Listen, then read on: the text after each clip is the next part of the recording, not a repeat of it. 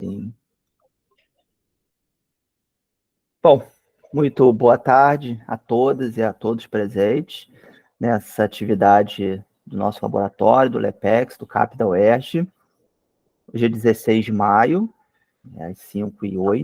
A gente vai começar essa importante atividade que a gente está realizando, o queridíssimo professor Cristiano Bodar, uma referência para nós sobre o uso de fotografia no ensino de sociologia, mais um livro que o Cristiano escreveu recentemente, aqui a imagem do livro, e no dia 30, já convido a todos, a todas, ele vai estar conosco para falar sobre o uso de músicas, de canções nas aulas de sociologia. Essa é uma iniciativa muito bacana que o Cristiano se colocou à disposição das licenciaturas do Brasil, para que pudesse estar falando um pouco sobre esse trabalho, que não só é uma obra fundamental para o nosso trabalho, para o nosso campo de ensino de sociologia, como dicas, orientações, e abre nossa perspectiva para essa realidade. E uma realidade que a gente sempre fala muito com nossos estudantes, de alunos do ensino médio cada vez mais necessitados do audiovisual, das imagens, do lúdico, para que o aprendizado sociológico e de diversas outras disciplinas efetivamente eles possam ter esse aprendizado e possa frutificar. O Cristiano, ele é uma referência para muitos de nós, ele é doutor, né, em sociologia pela USP, ele é da Universidade Federal de Alagoas, tive o prazer de conhecê-lo ano passado, pessoalmente, já o conhecia há muito tempo, mas sempre para esses trabalhos virtuais, ou por telefone, WhatsApp, enfim. O Cristiano tem uma luta muito grande na área de ensino de ciências sociais, ele exerceu a vice-presidência da ABEX, da Associação Brasileira de Ensino de Sociologia, ensino de ciências sociais, na verdade, vai além da sociologia, né?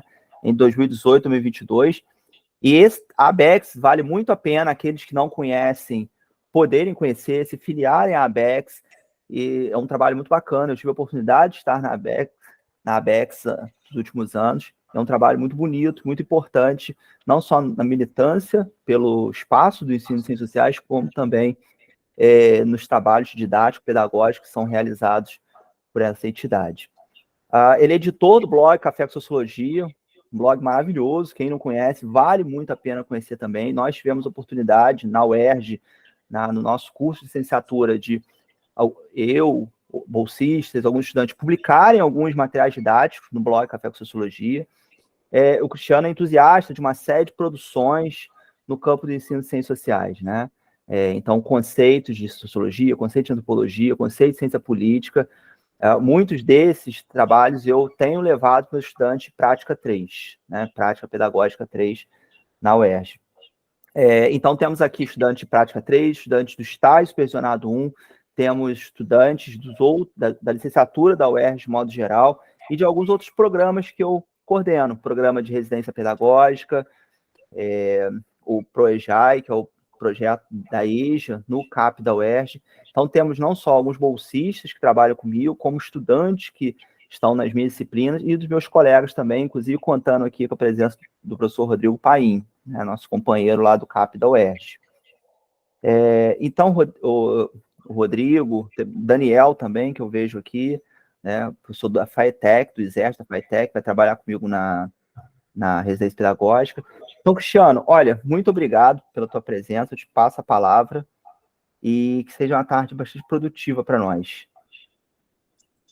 Então, primeiro eu gostaria de agradecer a vocês. Deixa eu só ver uma questão aqui, como que eu tiro o som do meu... Agora há pouco estava duplicado, agora voltou a um só. É porque eu estou tentando aqui me visualizar para poder saber o que está acontecendo.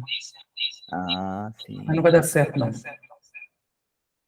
Porque quando tu vai perguntando, eu vou falando. Beleza. Então, primeiro eu gostaria de agradecer a todos e todas, né, por estarem presentes, por me dar um tempo, né, de seus ouvidos, e vou torcer para que eu possa dar conta aqui de fazer algumas contribuições para pensar o ensino de sociologia a partir da fotografia. Então,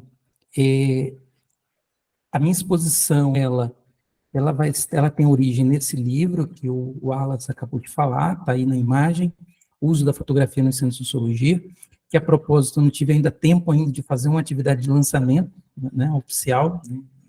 A proposta é a gente fazer um lançamento ainda online, mas ainda não consegui. Mas a minha exposição de hoje, ela se fundamenta nesse livro, mas ela não dá conta do que está no livro, né? Então, o livro é um livro relativamente grande, 178 páginas, tem muitas propostas pedagógicas na segunda parte, tem uma discussão teórica na primeira parte, e a minha exposição aqui, obviamente, por conta do tempo, vai se limitar a alguns elementos contidos no livro.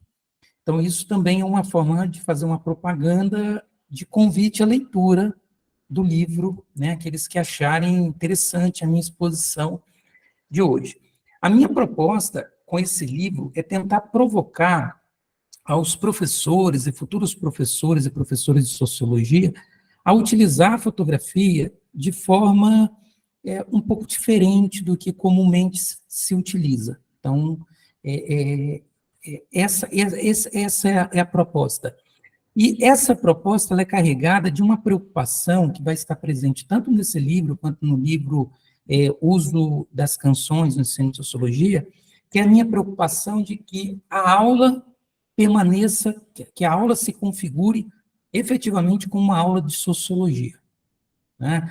Por quê? Porque quando nós usamos artefatos culturais, como fotografia, como a música, há uma tendência de nos perdermos na didática e acabar dando aula, por exemplo, usando uma fotografia da ditadura militar, ao invés de dar uma aula de sociologia, acabar dando uma aula de história. Ao invés de dar uma aula de sociologia, dar uma aula de geografia. Então, eu tenho essa preocupação.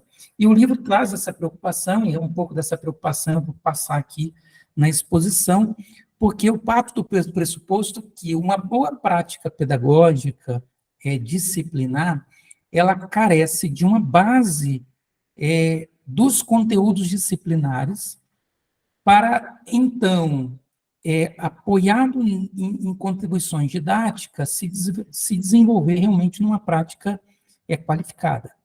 Então, não adianta eu nem dominar o conteúdo e não dominar a didática, e também não adianta eu dominar a didática e não dominar o conteúdo.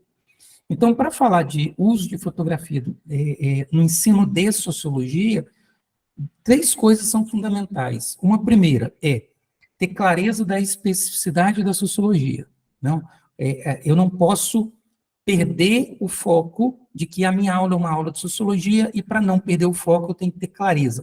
O que é uma aula de sociologia? Como que essa aula se diferencia das outras disciplinas?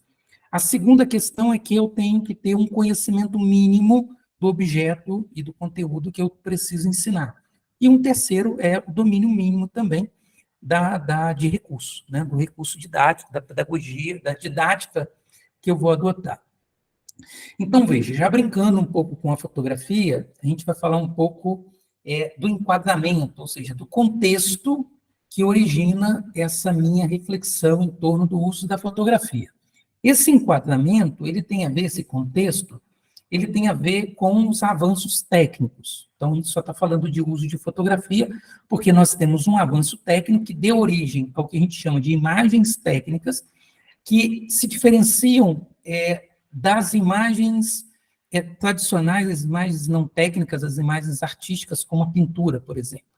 E quando essa imagem técnica ela é desenvolvida, ela surge com ela uma ideia de objetividade, né? Que, diferentemente daquela imagem produzida por um artista, onde a subjetividade dele é projetada numa tela, né, a partir da pintura, a imagem técnica ela é uma reprodução do mundo real. Essa é a ideia que surge com as imagens técnicas, né? A imagem fotográfica. Tanto é que, quando a gente fala de equipamento, né, a câmera ela tem uma lente que é conhecida como objetiva, justamente por conta da ideia que se tinha de objetividade. Nesse contexto de desenvolvimento técnico, nós vamos ter a popularização né, dos equipamentos. Então, hoje, é possível falar em uso da fotografia na sala de aula, porque a grande maioria dos alunos vão ter em mãos um equipamento capaz de ser utilizado como para realizar capturas de imagem. Né? A gente está falando, por exemplo, do smartphone. Ao mesmo tempo que nós temos, por um lado, uma popularização, nós temos, por um outro lado, uma apropriação das ciências sociais, que já começa lá quando a máquina fotográfica começa a ser desenvolvida. Então, as ciências sociais, inicialmente a antropologia, se apropria da fotografia. Veja, eu não estou falando de fotografia, eu estou falando da fotografia, porque eu estou me referindo à fotografia enquanto tanto a técnica fotográfica, a arte de fotografar, quanto o resultado dessa arte, que é a foto. Né? Então, da fotografia, por isso não de fotografia. As ciências sociais se apropria da fotografia de que maneira? De 3 maneiras. Uma, como objeto de estudo. Tá? Por exemplo, Bourdieu foi estudar os usos sociais da fotografia, né? Como que determinados grupos sociais, eles utilizavam a fotografia, né? Utilizavam a fotografia, ou a técnica, ou o próprio retrato. Então, a fotografia é um objeto de estudo, inclusive tem uma área da sociologia que se desenvolve chamada sociologia da imagem, ou sociologia da fotografia. Na antropologia, nós temos a antropologia da imagem, nós temos a etnografia. Então, uma segunda forma são as técnicas, né? E aí entra, principalmente, que eu citei, a etnografia. Ou seja, antropólogos e sociólogos, cientistas políticos se apropriam da técnica fotográfica para registrar o campo, né? Para registrar o fenômeno que está sendo estudado. E também, uma terceira forma, é a fotografia enquanto artefato, né? Ou seja, aí eu estou falando de fotografia, de foto. Então, a gente pode estudar a foto como artefato histórico, por exemplo, né, como um registro. A gente pode, as ciências sociais podem se apropriar das técnicas da fotografia para pesquisa de campo, ou analisar os usos sociais da fotografia, a fotografia na sociedade, enfim, fazer uma sociologia da fotografia. Então, veja, nós temos 2 cenários interessantes. Uma tradição nas ciências sociais e uma facilidade de acesso ao equipamento. Consequentemente, nós podemos, então, pensar em se apropriar da fotografia a partir de obviamente, uma transposição didática e se apropriar também dessa popularização da fotografia. Inclusive, e aí eu coloco aqui, destaco no slide, principalmente considerando essa falsa ideia, né, essa impressão de que a fotografia é objetiva, né, que está muito presente no senso comum, que a gente pode chamar de destrator, né, que é aquela consciência que é compartilhada socialmente, mas não é uma verdade. A ideia de destrator, a gente vai encontrar, por exemplo, no Enem, né? Tem lá a alternativa correta, que é o gabarito, e tem os destratores, que não são simplesmente respostas erradas. São respostas erradas, mas são respostas erradas que provavelmente os alunos marcariam, porque está muito presente no senso comum, né, na consciência coletiva. Então, se apropriar dessa consciência coletiva em torno da fotografia, né, do senso comum existente e das técnicas e dos usos nas ciências sociais, nós podemos levar isso justamente para o ensino de sociologia, o que a gente chama de sociologia escolar. Então, a fotografia, então, ela pode ser considerada de 2 formas, como artefato cultural e como técnica. A gente precisa considerar que, ao usar a fotografia, precisamos de uma base teórica, né, para dar aula, para ensinar. Essa base teórica vai vir das ciências sociais. E, somada a essa base teórica, há contribuições pedagógicas, didáticas, para que realmente nós tenhamos uma sociologia escolar. Essa sociologia escolar, então, vai se apropriar da fotografia de quais maneiras? E aí, só a título de introdução, no primeiro momento, né, porque a gente está, como está o título do slide, a gente está só ajustando o foco ainda do que vai vir pela frente. A sociologia escolar pode usar a fotografia para introduzir uma aula, né, na introdução de uma aula, pode usar a fotografia para contextualizar uma aula, então você está dando uma aula sobre violência, você usa uma fotografia para contextualizar o tema, ou para exemplificar, você pode exemplificar, né, mostrar uma fotografia de um caso, por exemplo, de violência, ou fazer uma exposição do próprio conteúdo, então trabalhar de forma mais densa, né, de forma mais ampla, o volume de fotografia em sala de aula como forma de expor o conteúdo. É possível usar a fotografia para fazer exercício, reforçar o conteúdo aprendido, e para fazer avaliações. Então, sim, em quais momentos eu posso utilizar a fotografia na sala de aula? Para introdução, para contextualização, para exemplificação, para exposição, para o exercício e para avaliação. Então, as possibilidades são muitas. As sugestões que eu vou apresentar no segundo momento, elas vão nessa direção, né? Como usar a fotografia nesses momentos aqui, que aqui está posto, aqui nesse momento de ajustar o foco. Uma outra coisa para ajustar o foco, para a gente pisar direito aonde a gente está pisando, é considerar que nós estamos falando de sociologia escolar, e sociologia escolar não é sociologia apenas. As ciências referências da sociologia escolar é a antropologia, a ciência política e a sociologia.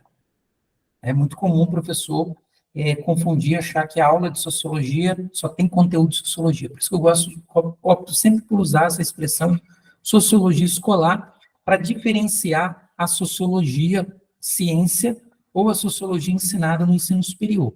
Que a sociologia ensinada no ensino superior é só sociologia. A sociologia ensinada no ensino médio são as 3 áreas, né? As 3 áreas que compõem o que a gente chama de ciências sociais.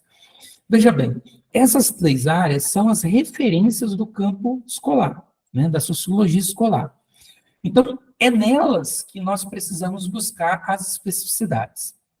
Veja, falando em especificidade da disciplina, eu estou querendo me referir àquilo que a disciplina tem como foco principal, característica principal. Não que alguma das características da sociologia não esteja também presente na história, na geografia, na filosofia, por conta do histórico desenvolvimento interdisciplinar da ciência. Não estou dizendo isso. Mas eu afirmo com certeza que aula de sociologia é diferente de aula de história, né? Diferente de aula de filosofia, que é diferente de aula de geografia. Então, a gente precisa ter em mente isso. Pensando, então, nessas especificidades escolar, se difundiu nos anos 90 a ideia de que a especificidade da sociologia era formar para a cidadania. Isso é uma meia-verdade, isso não dá conta da especificidade da sociologia, porque formar para a cidadania compete a todas as demais disciplinas. Compete a história, compete a língua portuguesa, compete a física, compete... Por quê? Porque está na LDB que formar para a cidadania é um papel da educação. Então, dizer que a especificidade da sociologia é formar para a cidadania não está dizendo muita coisa, né? Porque engloba toda a educação. Uma segunda afirmação muito presente é que a especificidade da sociologia seria o estranhamento e a desnaturalização, que também são meias-verdades. Por que são meias-verdades? Porque o estranhamento é um princípio epistemológico de todas as ciências. Não existe ciência sem estranhamento. Não existe filosofia sem estranhamento. O ponto inicial de um fazer científico é o estranhamento. Então, não é uma coisa específica da sociologia. Estranhar cabe a todas as disciplinas do componente escolar. Desnaturalizar também não é uma especificidade da sociologia. Desnaturalizar compete às ciências sociais e humanas. Um professor de história, por exemplo, não afirma que um fato histórico é um fato da natureza, né? Que o desenrolar da história é um desenrolar baseado em princípios físicos ou biológicos. Na verdade, ele também ensina que são fatores sociais, ou seja, ele desnaturaliza. Então, desnaturalizar também não compete, não é uma especificidade da sociologia, e e, portanto, não a define, não define a especificidade da sociologia. Então, veja, eu não estou querendo dizer que, com isso, nós não vamos formar para a cidadania, nós não vamos estranhar, nós não vamos naturalizar.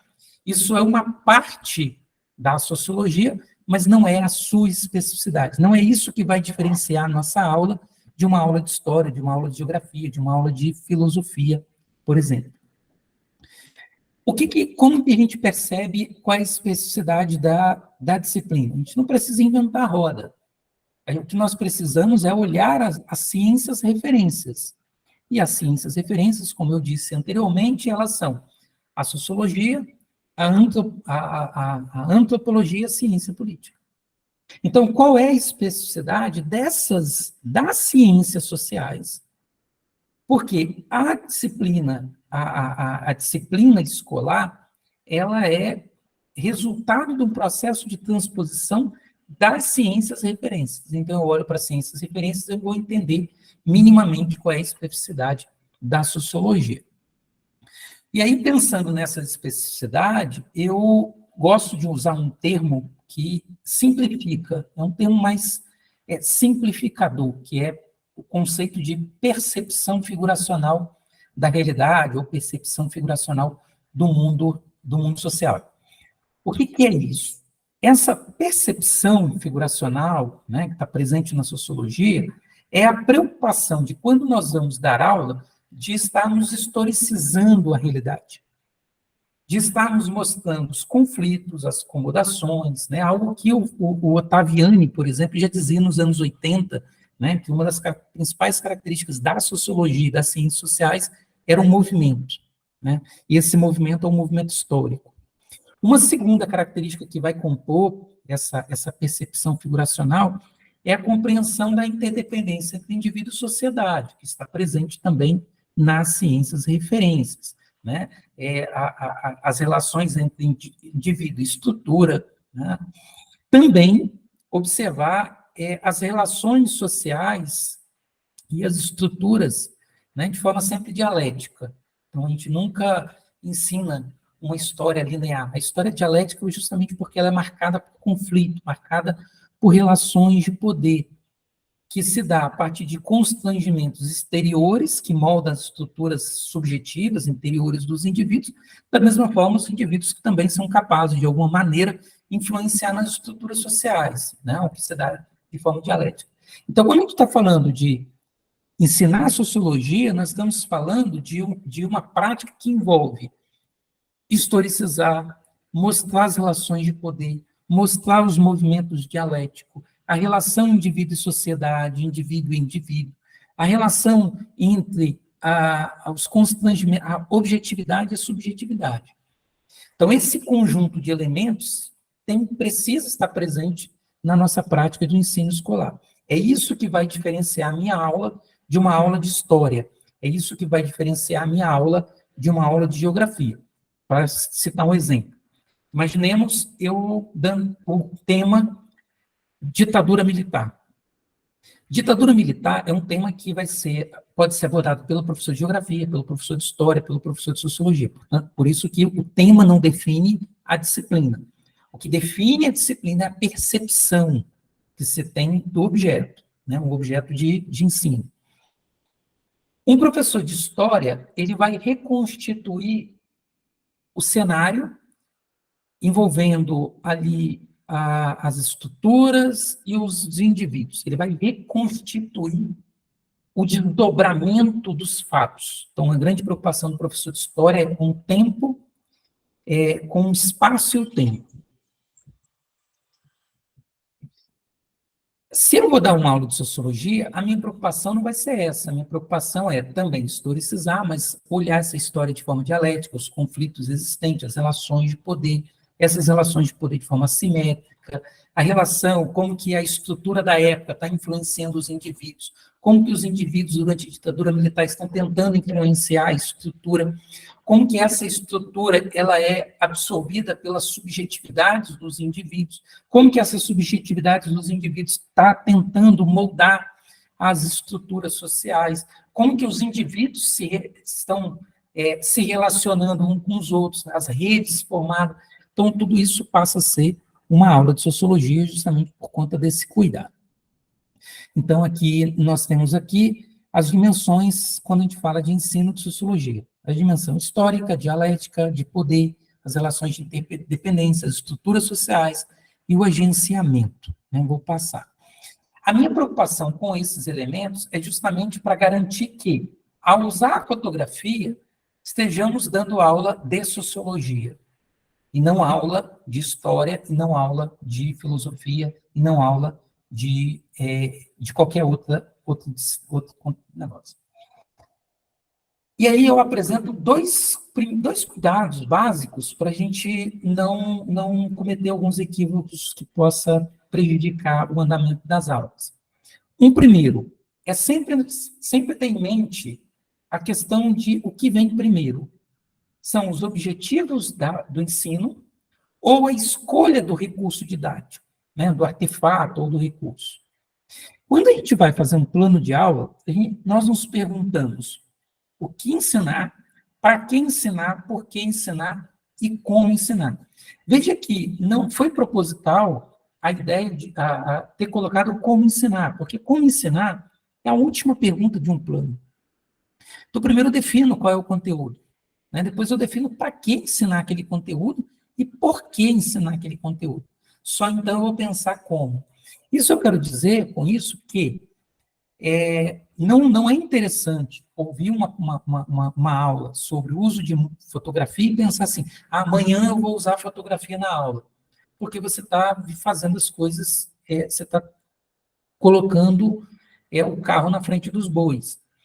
Você tem que pegar qual era o seu objetivo de ensino e pensar, a fotografia, ela colabora para eu atingir o objetivo? Sim, então eu uso. Não, então eu não uso. A música colabora para eu atingir meus objetivos? Sim, então eu uso. Não, então eu não uso. Eu não defino primeiro como eu vou ensinar, para depois definir as outras etapas do plano de aula. Então isso é extremamente importante, né? Não adianta fazer esse caminho inverso, que a aula vai ser bem prejudicada. Uma outra preocupação é com relação aos sujeitos com deficiências visuais, que pode ser deficiências leves até deficiências totais, né, a cegueira total. Então, é extremamente importante. Isso impossibilita trabalhar com música na aula? Não. É só tomar o cuidado de fazer a descrição das fotografias e do equipamento que está sendo utilizado, caso seja utilizado equipamento. Pois bem, dito isso, esses são os elementos que eu chamo a atenção para que nós tenhamos cuidado para darmos uma aula de sociologia, para que o planejamento ele não seja deturpado pelo uso forçado de um recurso didático e para que não haja exclusão social, né, exclusão de alunos com deficiência na sala de aula. Esse é o primeiro ponto.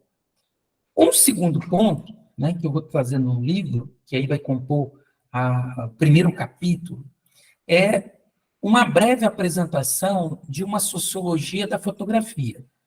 Essa sociologia da fotografia, ela tem como propósito iluminar possibilidades de explorar em sala de aula. Por quê? Porque o que nós fazemos em sala de aula é uma transposição do que se faz nas ciências referências. Então, eu preciso entender como que nas ciências referências é pensado ou utilizada a fotografia para que eu possa me apropriar de forma adaptativa em sala de aula. Então, eu preciso conhecer os usos e eu preciso conhecer o debate que existe em torno da fotografia. Até porque o objetivo de uma aula usando fotografia é que a aula seja uma aula sociológica.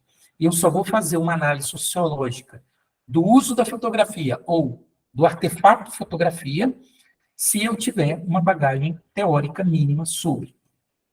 Então, pensando nisso, eu vou fazer uma breve exposição dos elementos que chamam a atenção quando a gente fala de fotografia no campo da sociologia. A primeira coisa é pensar as instâncias, né? Ou seja, a fotografia ela é um fenômeno complexo que acontece em várias instâncias. Não é só um lugar, não é aquele lugar onde vai ser feito o registro fotográfico. Então, eu tenho instâncias que eu preciso considerar para ler a mensagem que está na fotografia, para ler a mensagem que está no ato do fotografar. Essas instâncias, elas têm relações com contextos políticos, sociais, históricos, econômicos, culturais e técnicos. Eu não posso perder isso de vista. Por quê? A depender do contexto político existente, eu posso ter um tipo de mensagem diferente na fotografia. Então, por exemplo, fotografia de mulheres em países islâmicos, né, países extremistas, vai ser muito diferente de fotografia de mulheres em países liberais, países democráticos. Se eu pego contextos históricos diferentes, eu tenho resultados fotográficos diferentes. Né? Se eu tenho contextos econômicos diferentes, eu tenho resultados também na mensagem fotográfica, no ato de fazer fotografia também diferente. A mesma coisa considerando o contexto técnico e o contexto cultural. Então, eu não posso, por exemplo, pensar que eu vou encontrar no início do século XIX, quando a fotografia está se desenvolvendo, um conjunto de fotos de selfie, porque a técnica na época não se voltava a isso. Então, considerar a técnica também permite ler melhor a fotografia. Considerar esses contextos históricos, econômicos, culturais, políticos, sociais, me permite ler melhor a mensagem contida na fotografia e o próprio uso da fotografia. Então, esse é um ponto. Além desses contextos, tem as instâncias. Essas instâncias, ela vai desde o equipamento, passando pela instância de produção da foto, da pós-produção, da reprodução dessa foto, da circulação dessa foto e do consumo. Eu falei no início que uma das questões que estão presentes no senso comum é que a fotografia ela é objetiva. E ao analisar as instâncias, nós começamos a ver que a fotografia passa por diversos filtros culturais, por diversas influências até o resultado final. Então, por exemplo, quando eu falo da não neutralidade na fotografia, então é um pressuposto que precisa estar claro, fotografia não é algo neutro, ela não é a realidade, ela representa, ela é uma representação, e ela é uma representação que tem filtros culturais, filtros ideológicos. Isso já começa desde o momento da produção do equipamento. Quando o equipamento vai ser produzido, é definido o que esse equipamento vai fazer, o que esse equipamento não vai fazer. O que esse equipamento deve priorizar, o que não deve priorizar. Consequentemente, nós vamos ter um impacto no resultado da fotografia desde essas definições do equipamento. Então, quando se definiu que um celular, que o equipamento de fotografia vai ser embutido num celular, isso já tem um impacto no uso da fotografia, né, que é muito diferente da manutenção de um equipamento maior, né, um aparelho maior e mais caro, enfim. Então, eu tenho definições desde a produção do equipamento. Então, por exemplo, hoje nós podemos tirar fotos, nós tendemos a tirar muito selfie, porque o equipamento foi produzido pensando para induzir as pessoas a tirarem selfie. Hoje nós tiramos foto de muitas coisas coloridas, porque tem no equipamento uma prioridade para coisas coloridas. Nós tendemos a tirar fotos, por exemplo, de consumo, de produto, de mercadoria, de alimento, porque o próprio equipamento celular, por exemplo, já tem programação possível para tirar fotografia de comida. Então, veja, as escolhas definidas no momento da produção do equipamento têm impacto no que vai ser produzido, que vai ser produzido enquanto fotografia, o que não vai ser produzido, como vai ser produzido. Avançando um pouquinho, a fotografia, vem ali o momento da produção da fotografia. Né? O momento da produção é o momento onde vai ser definido o lugar da fotografia, o que vai ser fotografado, o que não vai ser fotografado, como que vai ser fotografado, o ângulo, o foco, a velocidade do obturador, para ver se vai pegar uma imagem mais nítida, menos nítida, com movimento, sem movimento. Enfim, o momento da produção também é um momento de definição, de definições. portanto, é um segundo filtro. Uma vez produzida, vai para um terceiro filtro, que é a pós-produção, que precisa ser considerado. E aí a gente está falando desde retoque até manipulação da fotografia.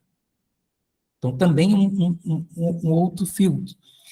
Depois disso ainda, a fotografia ela vai ser reproduzida, ela pode ser reproduzida em forma de outdoor, ela pode ser reproduzida em forma de banners, ela pode ser reproduzida em forma de cards para ser divulgado nas redes sociais, ela pode ser reproduzida em forma de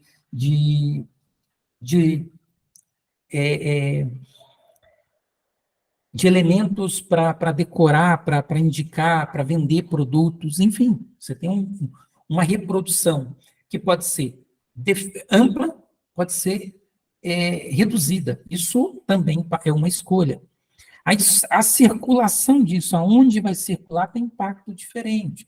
Então, uma foto de uma pessoa numa rede social é uma coisa, a mesma foto, às vezes, tirada daquele contexto, divulgada em outro lugar, já tem uma outra mensagem, já traz um outro discurso. Então, a própria circulação também. Um outro elemento que a gente precisa considerar quando a gente está falando de fotografia é o consumo. Né? Os sujeitos que consomem a fotografia, ou seja, quem está vendo a fotografia, também tem um filtro cultural. Então, no momento do consumo, também há um filtro, porque os sujeitos consomem de forma diferente. Então, veja, eu não posso fazer uma leitura de uma imagem desconsiderando os contextos e as instâncias de produção. Né? De produção, reprodução, pós-produção, circulação e consumo. Além disso, essas instâncias, elas são povoadas por agentes sociais. Esses agentes também são agentes culturais, agentes com interesses políticos, interesses ideológicos, etc. Então, eles precisam ser considerados. Quem são esses agentes? O fabricante da máquina, do equipamento, o editor da foto, né? O fotógrafo, porque o fotógrafo ele faz as escolhas dele, né? A fotografia passa pelas escolhas do fotógrafo, mas não só do fotógrafo, o fotógrafo faz a escolha onde vai tirar a foto, que horas vai tirar, mas o fotografado também interfere nisso. Então, o fotografado, quando ele sabe que ele está sendo fotografado, ele também influencia na mensagem do resultado final dessa foto. Então, por exemplo, se a gente pega deputados andando em Brasília e vai tirar foto deles, e eles sabendo que serão fotografados, o resultado vai ser muito diferente se fosse fotos onde eles não ficassem sabendo que estavam sendo registrados. Então, isso é importante. Então, o fotógrafo tem o seu filtro cultural, e aí pode ser o filtro cultural. Esse filtro ele pode ser intencional, como pode ser resultado do hábitos desse fotógrafo, da própria cultura dele, da forma que ele vê o mundo, do que ele acha bonito, do que ele acha certo, do que ele acha errado. Então, tudo isso vai influenciar. A mesma coisa do fotografado. O distribuidor também vai influenciar. Né? Porque o distribuidor ele pode fazer recortes na foto, né? Pegar parte apenas da foto. Tem uma foto muito interessante que eu coloco no livro, é uma foto de soldados americanos brincando com criança. Mas como a revista, na época, distribuiu a foto recortando, de maneira que parece que o soldado está ameaçando fisicamente uma criança, quando, na verdade, estava apenas brincando com as crianças. Então, o editor também está influenciando, o espectador, que é esse sujeito que está lendo a fotografia, ele também é um sujeito cultural.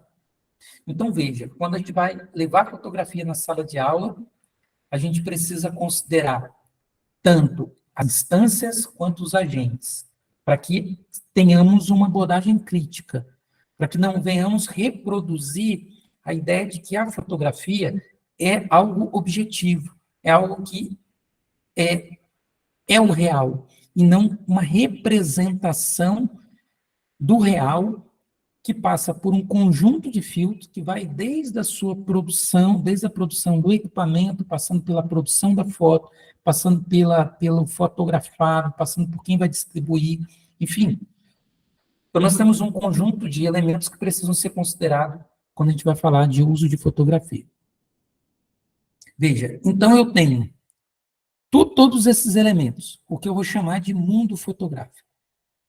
Né? Então, a literatura do ensino da fotografia, da sociologia da fotografia, chama esses elementos de mundo fotográfico.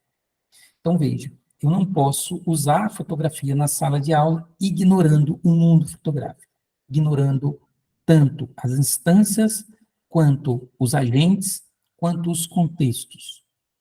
Eu só consigo dar uma aula efetivamente sociológica olhando para o mundo fotográfico. Porque é olhando para o mundo fotográfico que eu vou mostrar, historicizar, que eu vou mostrar as relações dialéticas, relações de conflito, a existência de poder, a relação estrutura e sociedade, né, indivíduo e sociedade, estrutura e agência. Tudo isso só é possível se eu considero esse mundo fotográfico, que a fotografia, ela é um elemento desse mundo fotográfico. Então, ou seja, eu tenho uma perspectiva, eu preciso olhar para esse mundo fotográfico a partir de uma perspectiva histórica, dialética, de poder, marcado por relações, olhar para as estruturas e olhar para os agenciamentos, né, a capacidade dos sujeitos também de interferir no mundo social. Pois bem, dito isso, eu passo então para uma segunda parte. Mas aí, antes da segunda parte, eu gostaria de abrir aí espaço para a gente fazer algumas perguntas, porque eu acho que sem a percepção, né, dessa necessidade de compreender que a sociologia tem uma especificidade, e a fotografia ela está inserida no mundo fotográfico, né, composto por todos esses elementos que eu coloquei. Eu não vou conseguir dar uma aula efetivamente sociológica, né? Então, para a gente não atropelar, eu gostaria de abrir agora para vocês que desejarem fazer qualquer pergunta sobre o que nós vimos até aqui. Depois, segunda parte, então, eu vou falar como que a gente pega isso que eu falei até agora e como que isso pode ser apropriado a partir de estratégia didática no uso em sala de aula.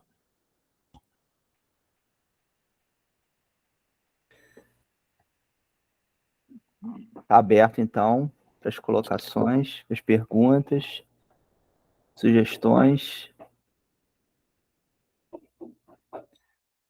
Quem tiver vergonha de perguntar, pode digitar o Wallace Lê. Wallace. Sabe, Cristiano, só enquanto as pessoas estão pensando, te ouvindo, é muito interessante. Eu fiquei pensando, alguns aqui fazem estágio comigo lá no CAP, nas 2 turmas de primeiro ano do ensino médio. E a gente recentemente falou de imaginação sociológica, porque a gente começou agora o trabalho, né, algumas semanas. A gente agora está falando um pouco da Revolução Industrial, mundo do trabalho, e eu fiquei imaginando que atividade interessante seria explorar isso, pedindo que os estudantes tirassem fotografias do seu cotidiano e levassem para a aula para, a partir dessas fotografias, explicar, né, tanto a questão da imaginação sociológica, que é essa compreensão da relação entre o indivíduo e a sociedade, como é que a sociedade influencia o indivíduo a partir do seu contexto, quanto um tema mais recente que a gente está trabalhando, a questão do trabalho, né, diferentes tipos de trabalho, enfim. Eu acabei pedindo uma outra atividade, que era para eles perguntarem aos responsáveis como é que era o trabalho deles, o que eles sentiam na vivência dos trabalhos, para levar isso para a sala de aula para a gente estabelecer uma discussão. Mas a questão da fotografia caberia muito bem nesses 2 temas, né? A gente vai chegar lá na parte didática. Próximo, como diz, o próximo capítulo. Aí eu trato dessa questão que você está fazendo. Alguém tem alguma pergunta sobre o que foi exposto até aqui? Alguma dúvida? Quando não tem pergunta, sempre só existe dois cenários. Um, que ninguém entendeu, que todo mundo entendeu tudo e, portanto, não tem dúvida, ou que ninguém entendeu nada e aí não tem condições nem de perguntar, porque não entendeu nada.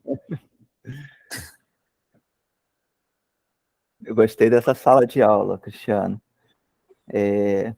Parece aqueles filmes americanos, né? Parece aquela sala de aula. Vamos lá, o Alexandre. Sim. Vamos lá, Alexandre. Boa noite, Cristiano, e boa noite, Wallace. Vocês estão me escutando? Sim. Perfeito, estamos sim. Para mim não ficou muito claro essa questão do uso da questão do fotógrafo, a questão de quem vai fotografar, de que vai ser fotografado. Para mim não ficou muito claro como é que isso influencia a imagem E a questão também do equipamento, produção, pós-produção, isso também para mim não ficou muito claro. E também uma outra coisa que essa questão do cuidado com a deficiência visual até a questão importante, mas nos cursos que aqui no caso da UERJ, 12º andar, a gente mal aborda a questão da educação inclusiva. Isso aqui foi até deixado passado, vamos supor, tem até um buraco de formação. Como é que usar uma imagem com uma pessoa de deficiência visual? 3 pontos aí para abordar, para mim não ficou muito claro. Vamos lá, vou Muito começar legal, pelo final. Alexandre. O fato da pessoa ser deficiente visual, ela não precisa ser excluída de uma atividade com fotografia. O que nós precisamos, enquanto professor, é ter o cuidado de descrever a fotografia. Né? Então, você faz a descrição do que você está mostrando, né? O que está relatando ali na fotografia. Claro que isso é um pouco difícil, porque a fotografia, diferentemente da escrita, ela depende de uma leitura dialética. Né? A escrita é uma leitura linear. A gente começa sempre um livro do começo para o final. Mesmo quando a gente fala assim, vou ler o livro do final para o começo. Não, a gente sempre lê. Volta um pouquinho, lê, depois volta um pouquinho, lê, mas nunca de trás para frente. É impossível ler de trás para frente. Uma fotografia, então, quem escreve define, dá uma direção para o leitor. A imagem, quem faz uma imagem, não consegue dar uma direção para o leitor, embora há técnicas para direcionar, que é o foco, o recorte, né? Isso são técnicas que buscam orientar o olhar da pessoa. Mas é impossível você determinar. A pessoa começa a olhar a fotografia num ponto, ela vai para outro ponto, depois ela vai para outro ponto, depois ela volta de novo naquele ponto que ela já tinha olhado, e aquilo é ressignificado. Quanto mais ela vagueia o olhar na fotografia, mais ela compreende a mensagem. Isso é muito importante. Né? Por que eu defendo o uso da fotografia na sala de aula? Porque nós vivemos num período por 2 motivos. A fotografia ela é muito mais presente do que o próprio texto hoje. A necessidade de ler imagem é maior do que a necessidade de ler texto. Né? Hoje o mundo é muito mais visual do que letras. Então você pega, por exemplo, os outdoors são grandes exemplos. Cada vez menos escrito. A mensagem é muito mais visual. As redes sociais elas são muito mais visuais, ela tende a caminhar para o visual. Então, se a gente vai ver, por exemplo, os vídeos, eles têm uma força de engajamento muito maior do que se você escrevesse apenas um texto. Imaginemos, por exemplo, o Instagram sem imagem. Né? Então, a imagem tem uma presença muito grande na sociedade. E aí, o segundo motivo, os nossos estudantes, os nossos jovens, estão aprendendo a ler imagem assim, ó, em segundo. Assim, lê a imagem em 1 segundo. Isso é muito prejudicial, porque a imagem demanda uma leitura atenta e uma leitura dialética. E levar para a sala de aula é alfabetizar o aluno na leitura imagética. Então, esse é um ponto fundamental. Né? Fazer essa leitura dialética, de olhar, quando o Alas olhou essa fotografia que está aqui, né, no slide, provavelmente ele olhou para a janela, e aí tenta me acompanhar, eu vou descrever a fotografia, vocês vão acompanhar a minha descrição. Nessa fotografia, nós temos uma bandeira num canto, né? Me parece ser uma bandeira da Inglaterra.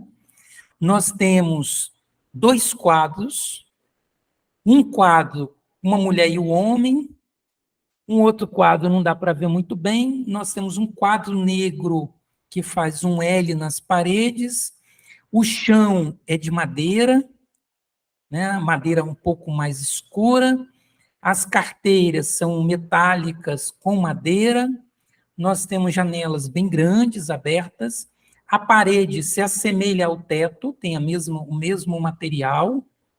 Então, veja, na medida que eu fui falando, vocês foram captando mais coisas que está presente, que talvez, logo que eu projetei, vocês não viram. Então, quanto mais a gente vai vagueando o nosso olhar, fazendo esse olhar dialético de ida, retorno, nós aperfeiçoamos a nossa leitura. Uma pessoa com deficiência, ela vai ter dificuldade, porque ela não vai ter essa condição de fazer isso. Ela vai apenas ouvir a sua leitura, a sua narração. Esse é um ponto. Então, é possível trabalhar desde que nós façamos a descrição para reduzir o impacto de exclusão da pessoa deficiente. A segunda questão que você colocou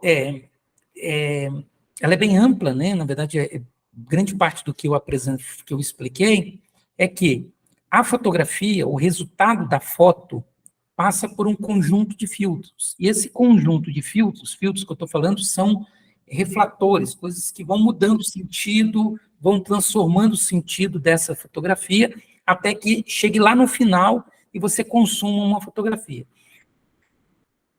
A mensagem que quem está produzindo a fotografia e a mensagem quem está lendo a fotografia, normalmente não é a mesma.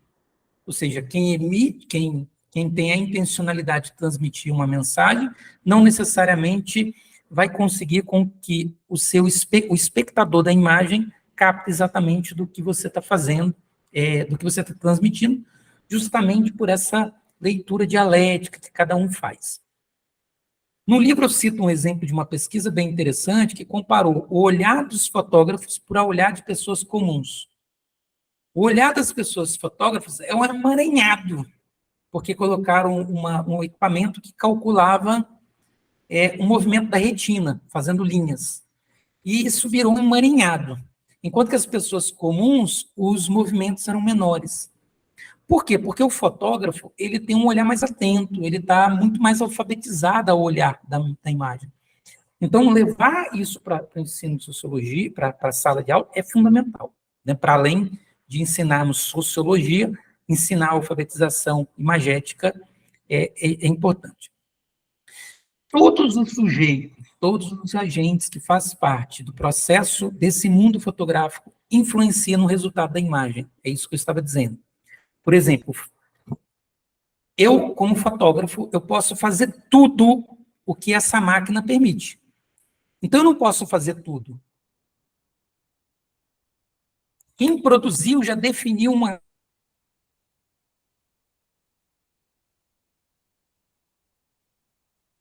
quem definiu, quem escolheu essa objetiva aqui, já definiu mais ou menos qual é o ângulo, qual é o recorte. Eu estou aqui, eu não consigo pegar as minhas laterais, porque o ângulo da máquina, quem produziu para não fazer isso.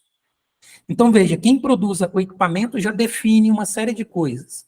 Quando eu pego esse equipamento e vou fazer a fotografia, eu escolho também. Então, eu vou escolher se eu vou fotografar aquela cadeira, a frente da cadeira, as costas da cadeira, enfim, se eu vou fotografar com mais luz, com menos luz, se eu vou pegar a fotografar o meu objeto, que é a cadeira, integralmente, parcialmente, se eu vou desfocar, se eu não vou desfocar, se eu vou dar profundidade no que está atrás, para as pessoas verem o que está atrás, se eu vou desfocar o que está atrás. Eu faço uma série de escolhas, inclusive escolher não fotografar a cadeira. Então, o fotógrafo, ele também determina, e quando a gente vai olhar uma fotografia, depois com o exemplo vocês vão entender melhor, a gente precisa considerar o fotógrafo, considerar o equipamento, considerar a pós-produção, considerar a circulação dessa fotografia, enfim. Era nesses termos que eu estava falando, que eu não vou repetir, porque senão eu teria que explicar todo o processo novamente. Espero que tenha ajudado a esclarecer. Emanuel? Ajudou sim, desculpa interromper. Ajudou sim. Como é que se fosse uma obra de arte, você quer apreciar a imagem, como é que você vai apreciar uma obra de arte? Analisar, não ficar só olhando que nem um segundo, que nem os do Instagram, ficar só analisando, observando para poder entender qual o objetivo do fotógrafo, que a imagem está querendo dizer. Na verdade, a mensagem ela é sempre polissêmica.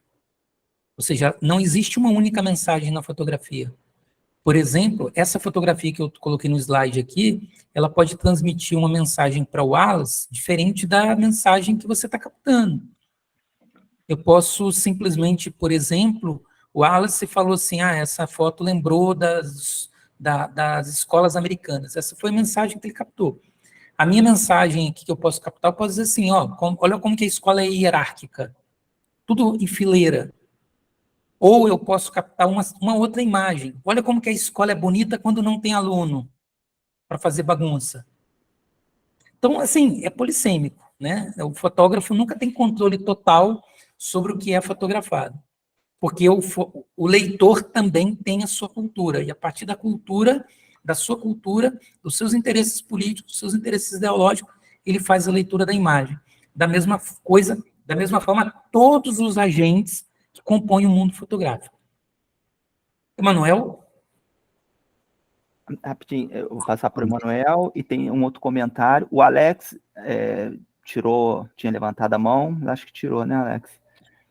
Mas rapidinho, né, Cristiano, como é que a geração hoje, tão acelerada, faz com que haja um distanciamento das obras de arte, por exemplo, que exige uma dedicação enorme de reflexão, de pensamento, para se compreender, e que é muito particular, né? Quer dizer, a preocupação que a gente tem com esse mundo tecnológico em que, né, fazendo os gestos que você fez, tudo é muito rápido, muito acelerado, sem profundidade. Manuel? Oi, tudo bem? Consegue me ouvir bem? Tá tudo Perfeito, ok? Manuel, perfeito. Tá, perfeito. Bom, primeiro eu gostaria de agradecer pelo evento, enfim, pela palestra, né? Eu estava bem ansioso e animado para saber como que é a relação da fotografia e educação, né? Já venho acompanhando o Cristiano aí da ABEX, né? Das palestras, do que ele vem falando há um tempo, e, enfim, o Wallace no estágio de docência, né? O Wallace no semestre passado, na UERJ. E, enfim, assim, com as suas falas, Cristiano, assim, eu achei muito interessante você tentar trazer esse movimento de trazer as ciências sociais e meio que fazer uma separação, uma retirada do que é história, do que é geografia, do que é filosofia, né? E trabalhar a fotografia com relação a isso, né? Mas aí eu tenho a sensação de que esse seu projeto, enfim, esse seu movimento, ele preza muito por trazer a sociologia da maneira mais sociológica, digamos assim, né? Se é que eu posso dizer, assim, mais sociológica possível, né? Eu gostaria de saber de você como é esse movimento que me parece estar um pouco na contramão desse movimento do novo ensino médio, que parece que quer diminuir cada vez mais essas linhas tênues assim, entre as disciplinas humanas, né? Quer trazer cada vez mais tudo como se fosse englobando, né, como se fosse algo mais homogêneo, e eu sinto que você já tem um movimento de tentar separar, de tentar trazer essa diferença, de retomar essa diferença novamente, né? Então, eu queria saber se isso é um desafio para você, como que você sente isso, né? E a fotografia, né, no meio disso tudo, né? Se você tem espaço no ensino básico para poder implementar junto aí dessa nova regulamentação do ensino médio, né, e tudo mais, que já está em discussão, né, se vai, se volta, mas hoje está atuando, né, então eu gostaria, assim, enquanto, né, quando eu entro na sala de aula, eu fico pensando nessas questões, né, e eu queria saber se isso é uma questão para você e como você lida com essas questões aí dentro do seu projeto. Bom, acho que é mais essa dúvida mesmo. Então, veja, Manuel, acho que assim, a resposta você já dá, né? A situação. Num cenário você já desenha muito bem. É um cenário de tendência a uma visão supostamente interdisciplinar, que é muito problemática, é uma concepção de interdisciplinaridade muito nociva à educação, não que nós estamos na reforma do ensino médio, porque quando a gente fala de interdisciplinaridade verdadeira e qualificada, ela parte do seu pressuposto de que tem que ter disciplina. Você não tem interdisciplina se você não tem disciplina. Então, a interdisciplinaridade é o diálogo entre disciplinas. Então, o que nós temos no ensino médio é uma tendência de esvaziamento do saber científico. Isso é um grande problema, né? Há uma tendência a um diálogo muito mais com senso comum do que os campos científicos naquilo que eles, na somatória deles, podem colaborar para que o aluno entenda melhor os seus dilemas sociais. Então, veja, por que que eu venho trazendo, batendo nessa tecla da importância da especificidade da sociologia? Porque se nós não deixarmos claro qual é a especificidade da sociologia, não há justificativa nenhuma para a sua manutenção na escola. Se a sua aula é igual a aula de história, é melhor tirar a sua disciplina e dar mais carga horária para o professor de história, que não se justifica. Então, o professor ele precisa ter muita clareza do campo disciplinar que ele atua para justificar a sua manutenção. E, inclusive, fazer frente a essa ideia equivocada que está presente de interdisciplinaridade, né, onde é muito mais um saber jornalístico do que efetivamente um conhecimento somativo de potencialidades de cada uma das disciplinas. Então, esse é um ponto. Eu não conheço nenhum, olhando para o campo científico, eu desconheço um sociólogo que tenha abordado um campo, tenha feito uma perspectiva interdisciplinar, sem antes ter uma formação sólida disciplinar. Desconheço. Porque você não consegue fazer diálogo com outra área se você não conhece a sua área. Se você não conhece as fronteiras da sua área, a potencialidade da sua área. Então, interdisciplinaridade demanda disciplina, né? Demanda formação disciplinar. E a educação, o ensino médio, traz uma ideia de interdisciplinaridade que, no fundo, é uma estratégia política, uma estratégia de enfraquecer o professorado, de modo que ele não se identifica com uma área específica e se torna um generalista. E o sujeito generalista, como em qualquer espaço do mercado de trabalho, é um sujeito com menos força de disputa com o patrão, né? Porque quanto mais generalista, mais vulnerável ao exército de reserva você fica.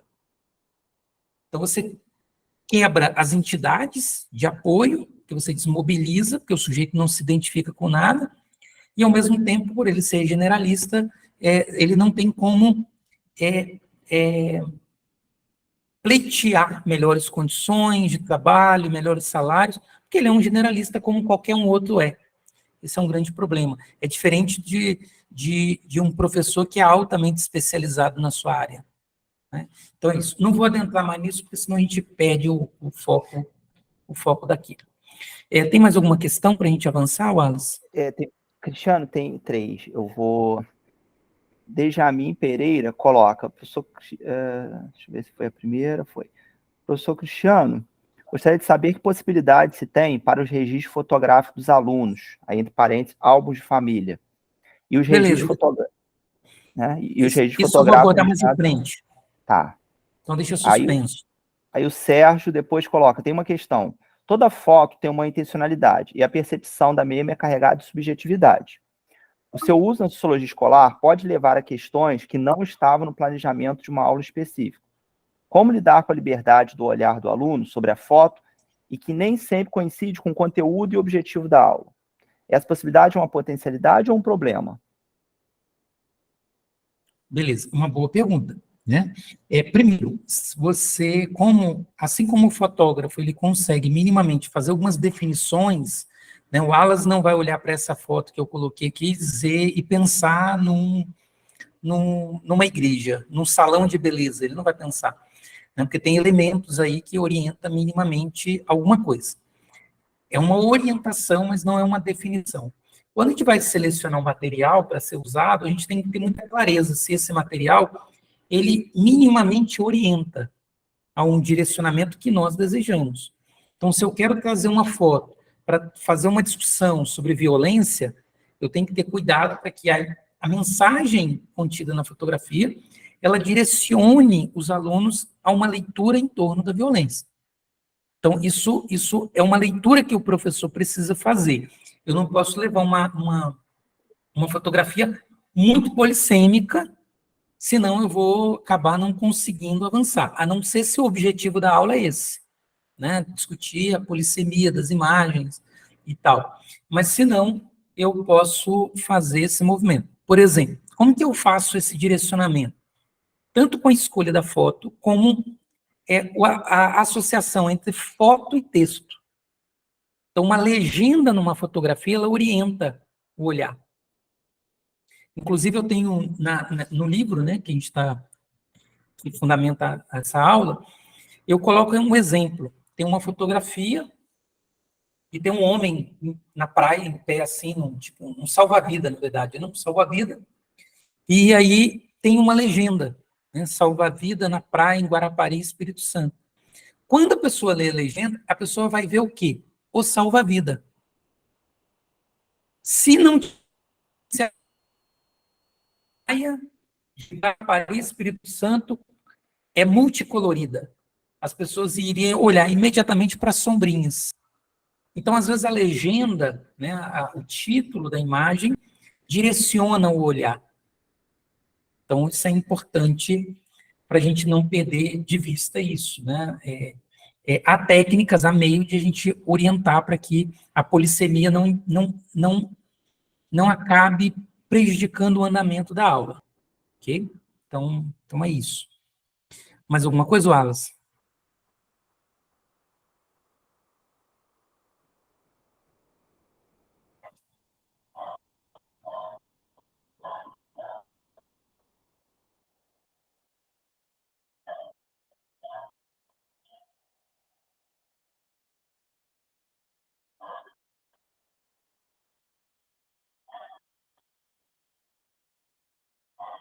Não?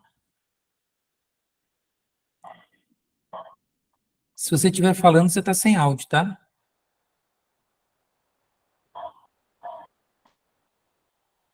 Continua sem áudio.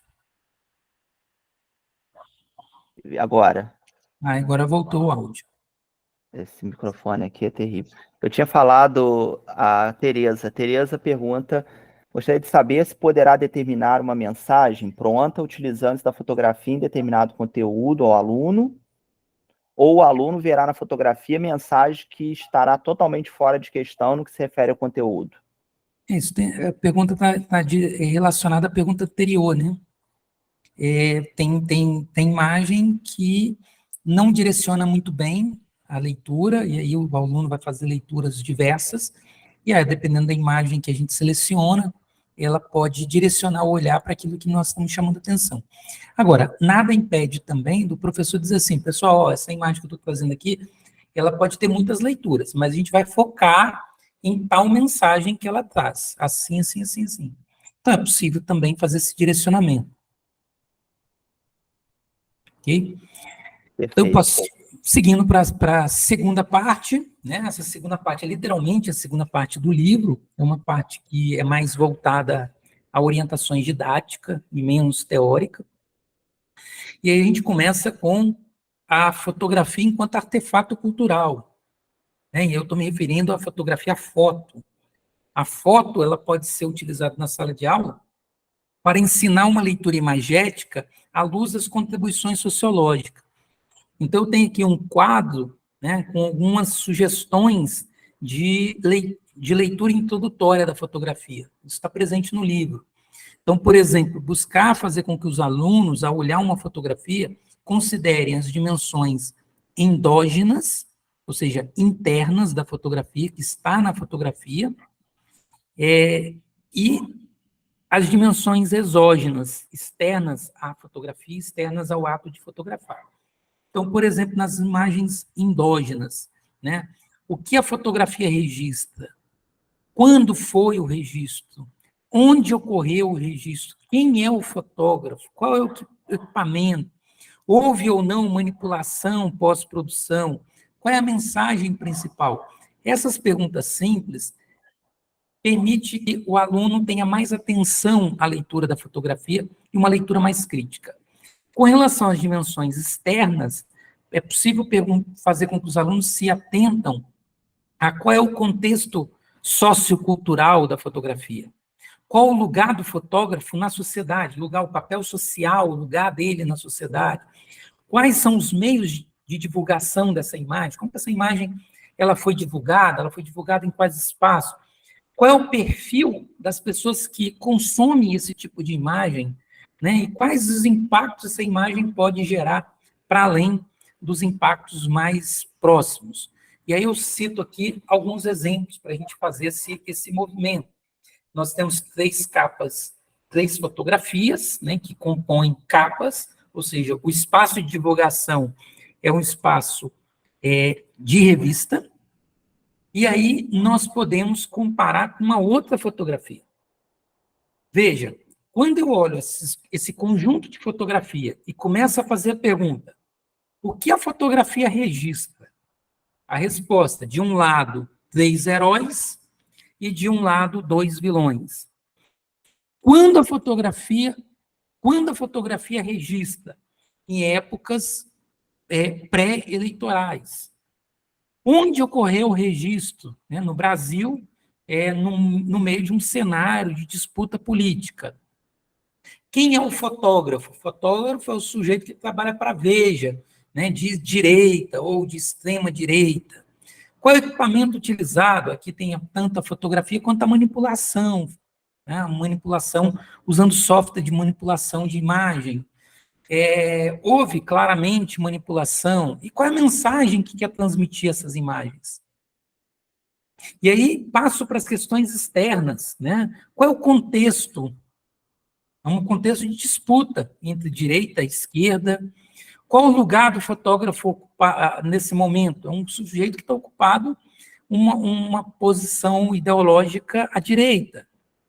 Né? Quais são os meios de divulgação? As revistas que são divulgadas dentro da classe média e a classe alta brasileira, né? Que é o perfil dos consumidores.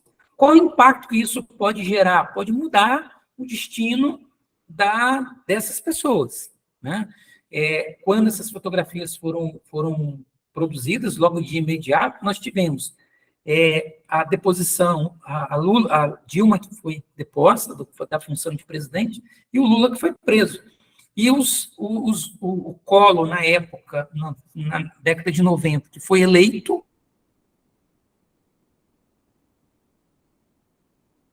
herói nacional, a produção desse herói nacional, e o Aécio, que quase ganhou a eleição. Então, veja, tem impactos políticos gerados.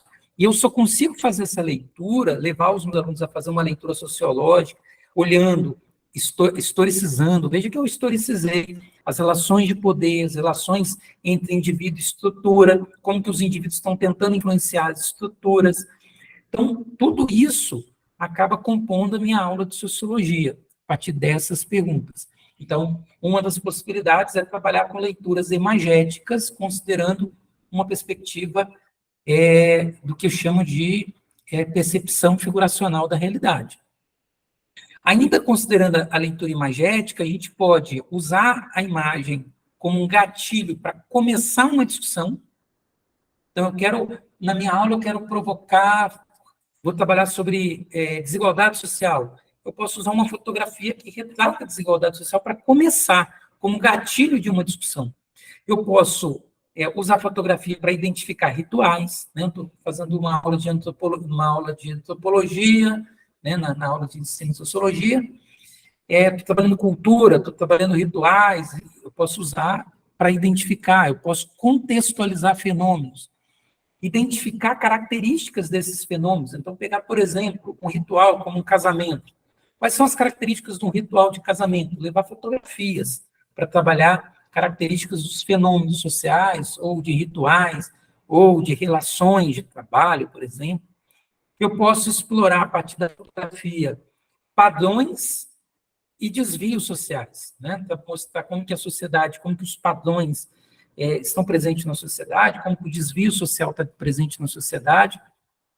Eu posso observar os enquadramentos da fotografia e os usos políticos, né? E aí eu volto aqui, esse é um exemplo, né, de uso político.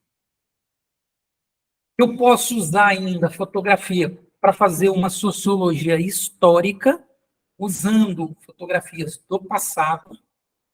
E aí eu trago uma citação que ajuda muito a gente a entender o papel da fotografia histórica, e diz assim, abre aspas, os sinais da vida latente congelados numa fotografia são índices, veja bem, são índices, não é a realidade, do mundo do passado, que se busca compreender e podem se transformar em testemunho e representação de uma realidade a ser reconstruída. Agora, uma coisa importante, que aí eu cito aqui um trecho do livro, que eu acho que é importante, é diferenciar quando a gente usa fotos antigas, né, num passado mais distante, é diferenciar entre o que a história, a aula de história, o que a história faz e o que a sociologia faz. Então, abre aspas, um trecho do livro que diz assim: vale lembrar que a história, a disciplina, se concentra em reconstituir os fatos históricos, narrando e interpretando o desenvolvimento das sociedades e eventos passados. Ela se preocupa com a compilação de informações precisas sobre o passado, bem como com a contextualização e interpretação desses eventos. Já a sociologia histórica, veja, que é diferente, tem o seu enfoque na compreensão dos processos de mudanças e permanência das estruturas objetivas e subjetivas da sociedade, bem como nas relações dialéticas entre indivíduo e sociedade, estrutura e agência. Em outros termos, a sociologia histórica também apresenta uma perspectiva figuracional, porém visando compreender figurações do passado, né, muitas vezes para explicar as questões do presente. E aí, nessa sociologia histórica, nós podemos mostrar os movimentos cíclicos da história, né, que é dialético, não é linear. Uma coisa que acontece no passado pode voltar, e aqui eu tenho um exemplo da moda, eu posso falar de nazismo, neonazismo, eu posso falar de liberalismo, neoliberalismo, eu posso falar de uma série de coisas e demonstrar na fotografia como que a história, muitas vezes, ela é cíclica, ela se repete, ela se ressignifica, ela não apenas provoca mudanças, mas provoca também permanências. Eu posso, trabalhar as concepções de exótico e familiar, né, que é importante para reconhecer, né, conhecer e reconhecer o outro. Acho que a sociologia escolar tem um papel muito importante no desenvolvimento da tolerância, quando nós ensinamos essa concepção de exótico e familiar, né? E a gente pode, então, trabalhar com comparações de ritos exóticos, né? Ou ritos familiares. Ou então, demonstrar diferentes práticas, tanto corporais como de hábitos, né? Variados aí entre as culturas. Então, também é possível fazer esse trabalho. Como artefato cultural, a gente pode trabalhar as práticas das organizações culturais, às vezes até usando um meme para poder ajudar a provocar o engajamento, né? Nós podemos usar o artefato cultural para pensar as estruturas sociais. Essa é uma atividade que eu trago no livro, que é muito interessante, que ela é a seguinte: o professor pede ao aluno para preencher esse quadro com fotografias. No meio, ele coloca a foto dele, em cima ele vai colocar o esporte que ele pratica, o lazer que ele pratica, a religião que pratica. Depois, a família dele, foto de coisas com vínculo político que ele tem, o alinhamento ideológico, os amigos, as viagens que ele faz e o consumo. E aí perguntar para ele se essas coisas que estão ao redor dele influenciam a vida dele, influencia a forma como ele é, a subjetividade dele, a forma dele crer, a forma dele pensar, a forma de ele agir, né, a forma de ele falar. E aí, a atividade consiste em trocar as coisas de lugar com outros alunos. Então, pegar a religião de um aluno, colocar nesse. Pegar o esporte de outro, trocar com outro, e assim por diante, fazer trocas. Depois, provocar nos alunos.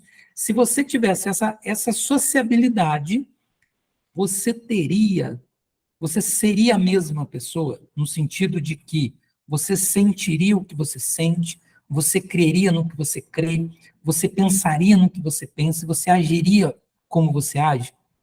E aí provocar uma discussão entre a relação entre a estrutura e as nossas subjetividades, né? A estrutura e indivíduo. Então, tema tão presente no ensino das ciências sociais.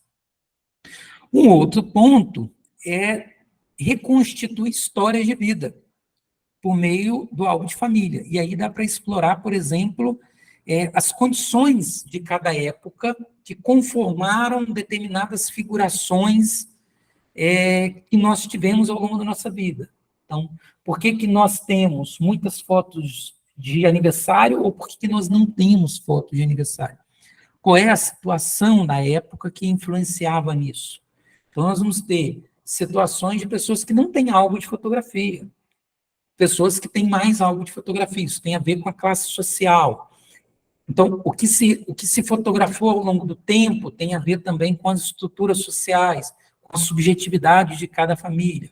Então, é possível trabalhar algo de família, né? Eu usava nas minhas aulas, quando eu dava aula para o ensino médio, quando eu ia trabalhar a agência em indivíduo e estrutura, eu usava uma sequência de fotos minhas ao longo do tempo, até eu me tornar professor e explicar para eles como que as estruturas da época me permitiram chegar a ser professor. E como que se essas estruturas fossem outras, talvez eu não seria professor, seria talvez outra coisa. Então, isso acaba engajando os alunos a participarem da aula. Eu não tenho livro, não tenho fotografia, tenho dificuldade de ter fotografia e tal. Usa a fotografia do livro didático. Então, a partir da fotografia do livro didático, é possível fazer muitas atividades. E aí eu sugiro um conjunto de atividades no livro, que é, por exemplo, analisar como que as mulheres são representadas, como que determinados grupos sociais são representados nessas fotografias, se essas fotografias reproduzem estereótipos ou não, se combatem estereótipos. Por exemplo, analisar aspectos para poder entender a configuração social da época retratada. Então, por exemplo, essa fotografia aqui, a gente vai ver quem são os trabalhadores, qual é a cor desses trabalhadores, por que eles estão descalços, por que eles estão usando essas roupas. E aí a gente consegue reconstituir um cenário histórico e fazer uma leitura figuracional, buscar observar as relações de poder, as relações dialéticas, a relação indivíduo-estrutura, e assim por diante. Para uma atividade usando as fotografias do livro, eu recomendo no livro que eu escrevi, nesse livro, O Uso da Fotografia no Ensino de Sociologia, uma espécie de ficha, né? Dá uma ficha para o aluno vai preenchendo. Quando ele chegar no final do preenchimento, certamente ele vai ter uma leitura muito mais apurada e vai poder fazer uma discussão sobre essas fotografias muito mais crítica, muito mais acurada. Então, sempre uma orientação no olhar fotográfico ajuda o aluno, já que esse aluno geralmente não tem esse hábito, né? É possível também, aí agora falando da produção, né, a gente produzir memes. Então, tem gerador de memes, como esse aqui, por exemplo, que você sobe a imagem, a fotografia que você quer, e você faz imagem, você faz meme a partir de fotografia. Seja fotografia dos próprios alunos, fotografia da escola, da cidade, e assim por diante, né, de pessoas famosas, etc. Só tomar cuidado com direitos autorais, né, se isso for sair da sala de aula. Pensar, né, essa manipulação, não só no sentido de memes, algo que é engraçado, mas também no impacto político da manipulação das fotos. Então, por exemplo, tem uma foto do Lula aqui, que a intenção da Gabriela Biló, quando fez essa foto, era mostrar que o Lula estava blindado. Tentaram atacar o Lula, e o Lula estava protegido, não atingiram. Essa era a mensagem que a autora da fotografia queria.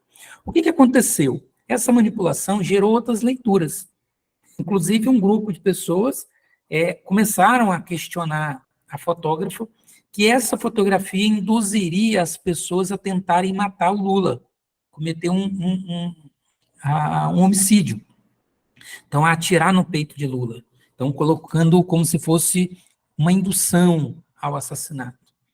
Do lado, na foto 18 e 19, eu tenho aqui o Hitler, quando manipula uma fotografia, Hitler fez isso, Mussolini fez isso, eu trago no livro alguns exemplos, alguns exemplos históricos de manipulação de imagem a partir de interesses políticos. Então, você vai ver que na foto 18 não tem uma pessoa que está na foto 19, isso por motivos políticos.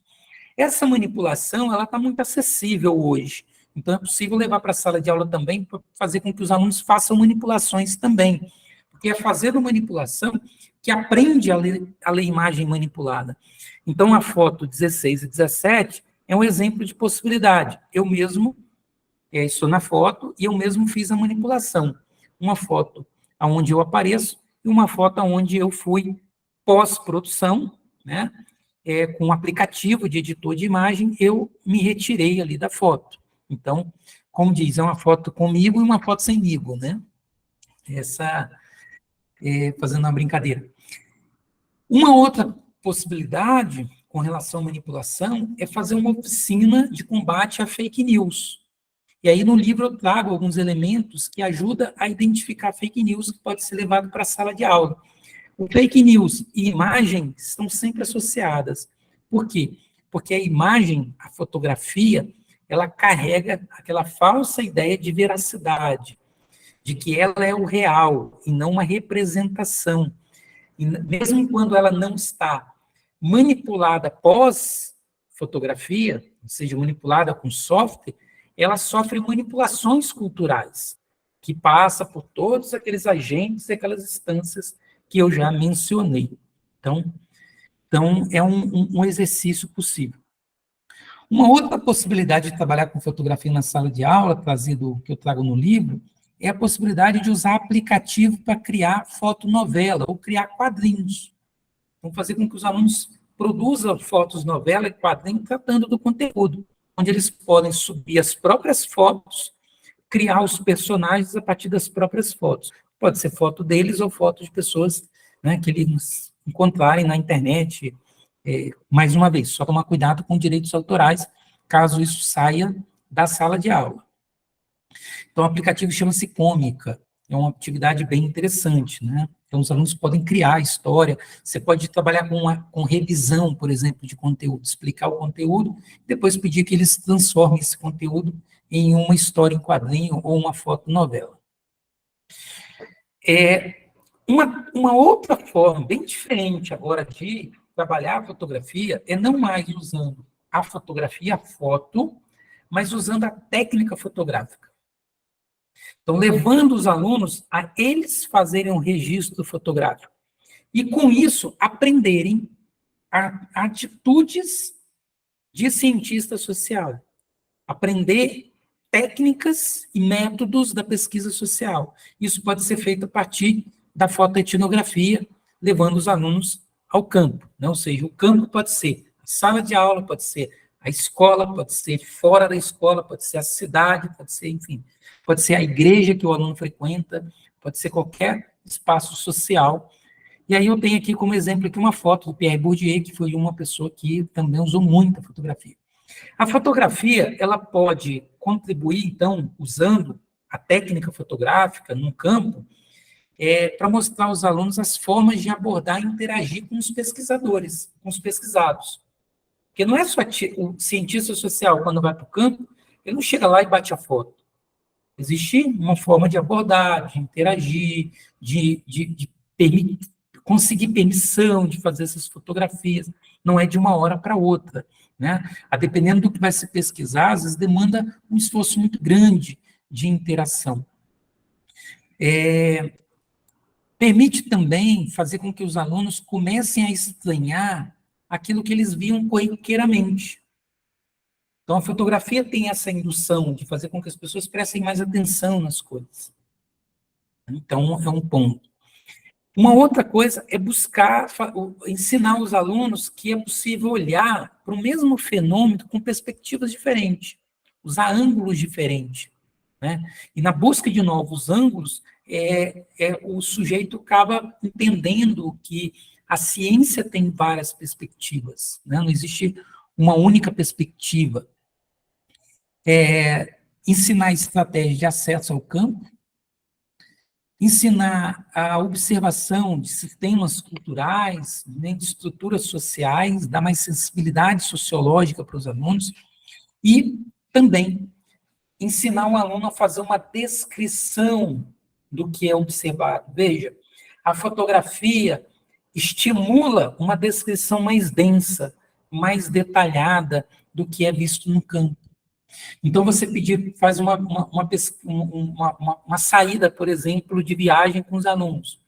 Pedir os alunos para fotografar as principais coisas que eles viram e depois eles escreverem embaixo das fotografias legendas ou um pequeno texto. Isso vai fazer com que eles desenvolvam essa capacidade de descrever o que observarem. Então, a aula em campo tem a capacidade de promover nos alunos uma compreensão do fazer ciência social, né? Ele vai entender minimamente como que a ciência social é feita. Ele vai ter uma sensibilidade maior para enxergar o mundo social e para descrever esse mundo social. Então, por isso que é uma atividade bem recomendada. E aqui eu tenho alguns exemplos, né? Como que um conteúdo de interações sociais. E nesse conteúdo, o objetivo seria desenvolver competências necessárias para desnaturalizar as interações sociais. Objetivo específico, entender o que são interações sociais, depois identificar os sentidos presentes nessas ações e perceber as regras, né, presentes nessas ações. Então, numa primeira etapa, uma aula sobre representações sociais a partir do Goffman, e numa segunda aula, orientar os alunos que observem a escola e as interações e buscar compreender como que essas ações elas acontecem, os significados dessas relações, as regras estabelecidas nessas relações no próprio ambiente escolar. Então, dá para fazer uma aula bem interessante, aí só vai usar projetor para os alunos apresentarem os resultados, né, e o celular para fazer os registros. E aí a avaliação seria uma roda de conversa para os alunos apresentarem os registros e o que esses registros captam em relação às interações, às regras sociais. Um outro exemplo poderia ser o simbolismo e ritos religiosos, não vou detalhar, está lá no livro, com mais detalhes, depois por conta do nosso tempo. Uma outra possibilidade é trabalhar com ensaios fotográficos. Então, os alunos escolher um ritual, um fenômeno social, e fotografar elementos importantes desse ritual, de maneira que a sequência de foto me permite entender esse ritual. Então, a gente chama isso de ensaio fotográfico, ou ensaio fotoetnográfico. Uma outra possibilidade de fazer é o fotojornalismo, que vai associar a fotografia, a pesquisa investigativa ou texto, né, em produção textual. Nesse caso, é para compreender um fenômeno, explicar um problema, né, geralmente explicar um problema da sociedade, que pode ser um problema da escola, um problema da sala de aula, do bairro, etc., e produzir aí uma matéria jornalística a partir dos textos e das fotografias. Uma outra possibilidade ainda, mais uma possibilidade, é observar a invisibilidade que a fotografia dá a alguns sujeitos, a depender do espaço que essas fotografias estão presentes. Por exemplo, no livro didático, que eu já citei. Aqui, no caso, eu fiz uma busca na internet e digitei empresária bem-sucedida. Os primeiros resultados são mulheres brancas. Veja como que essa representação imagética, ela acaba reforçando e reproduzindo a ideia de que só as mulheres brancas têm sucesso, são empresárias bem-sucedidas. Então, isso é importante. Veja, uma outra possibilidade é não trabalhar foto, é não trabalhar a técnica, mas é fazer uma discussão sobre um mundo fotográfico. E aí trazendo toda aquela discussão de uma perspectiva histórica, dialética, das relações de poder, etc., aonde a gente pode, por exemplo, nesse mundo fotográfico, observar o Instagram. Pedir aos alunos para escolher um Instagram de uma pessoa de classe alta, uma de classe média e uma classe baixa. E observar esses elementos. Qualidade das resoluções. A classe social tem interferência na resolução das fotos?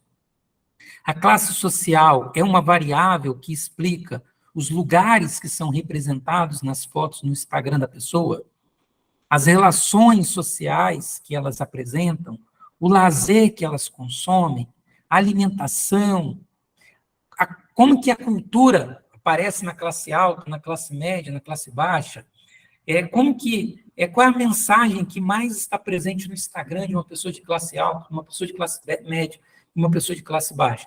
É um exemplo de análise do mundo fotográfico. Uma outra possibilidade é discutir, por exemplo, o valor da fotografia. Diante de vocês tem uma fotografia de 1999, que é considerada a fotografia mais cara do mundo, valendo alguns milhões.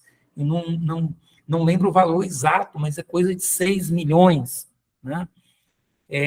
O valor dessa fotografia. E a fotografia, o valor dela está onde? Está na técnica, na beleza? Ou está na disputa pela posse, como é uma obra de arte? E aí fazer uma discussão influenciado, por exemplo, orientado pelas contribuições de Pierre Bourdieu, por exemplo, para discutir a fotografia e os mercados simbólicos, né? O valor que se dá a cada tipo de fotografia, a depender de quem fotografa, a depender do momento fotografado, enfim, fazer essa leitura do mundo fotográfico que passa pelo mundo da mercadoria, foto como uma mercadoria. Inclusive, existe o emprego de fotógrafo. Uma outra possibilidade é fazer uma análise do consumo da fotografia. Como que a fotografia é consumida, né? E, enfim, pode ser feito usando análise do Instagram, das redes sociais em geral, ou a própria foto dos estudantes, como que ao longo da vida, como que a família utilizou as fotografias, ou seja, fazer uma análise do uso social da fotografia. Pode ser feita uma análise, por exemplo, da fotografia e as influências sociais, culturais, ou seja, quando a gente vai fazer uma fotografia e colocar no Instagram, como que o mundo social influencia o que nós colocamos, o que nós não colocamos, quantas vezes colocamos, o que vamos colocar, né? Como que vamos estar vestidos, no lugar que vamos estar no momento da fotografia, ou seja, fazer uma análise de tudo isso. Por fim, para encaminhar para o encerramento, não vou me alongar, uma outra possibilidade é promover uma oficina para ensinar os alunos a fotografar. E, ao mesmo tempo que ensinar a fotografar, ensinar a pesquisa científica. Por quê? Porque fotografia e pesquisa científica tem muita coisa análoga. Vou citar alguns exemplos. Por exemplo, o fotógrafo, para fazer fotografia, ele precisa escolher o assunto. Para fazer uma pesquisa científica, precisamos definir um assunto. Escolher um assunto, o fotógrafo escolheu o assunto casamento, ele vai ter que escolher um objeto. O que ele vai fotografar? Quando a gente vai fazer a pesquisa, a gente escolhe também, dentro do assunto, o objeto. Precisamos criar um problema de pesquisa. O fotógrafo, ele precisa olhar com estranhamento, para que a sua fotografia seja uma fotografia diferente, com criatividade. Na pesquisa, da mesma forma. Eu não vou fazer uma pesquisa e dizer o que todo mundo já disse. Eu preciso ter um certo estranhamento. O que vai compor na fotografia? O fotógrafo pensa nisso.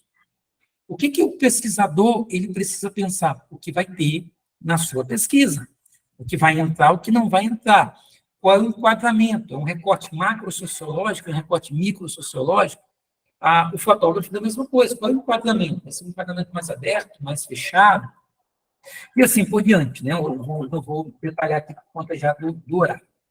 Então, era isso, a apresentação. E aí a gente abre agora para ter um momento aí de uma conversa, um diálogo, se assim vocês desejarem.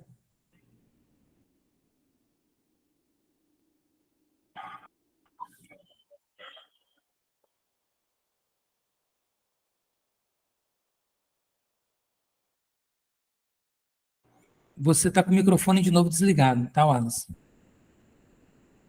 Agora, tu sabe que meu computador está com algum problema que ele não funciona sem microfone. Aí, ok, comprei esse aqui. Mas esse aqui tem uns botõezinhos aqui, que eu acho que eles, enfim, não sei se encosta em algum lugar, mas pelo menos eu descobri que é isso agora. Porque antes sumia o som, não sabia o que fazer. Era um pavor. Alexandre, Pode falar, querido. Alexandre é nosso bolsista na residência pedagógica. Boa noite, parabéns pela palestra, achei muito boa, inclusive me fez refletir para outras, não só fotografia, mas outros recursos didáticos, vídeos, objetos como eu estou para fazer uma prova-aula dia 20 de junho, em indústria cultural, me fez repensar a questão do contexto, como é que eu vou usar, tá precisando trazer camisa de time de futebol, me fez repensar essa questão.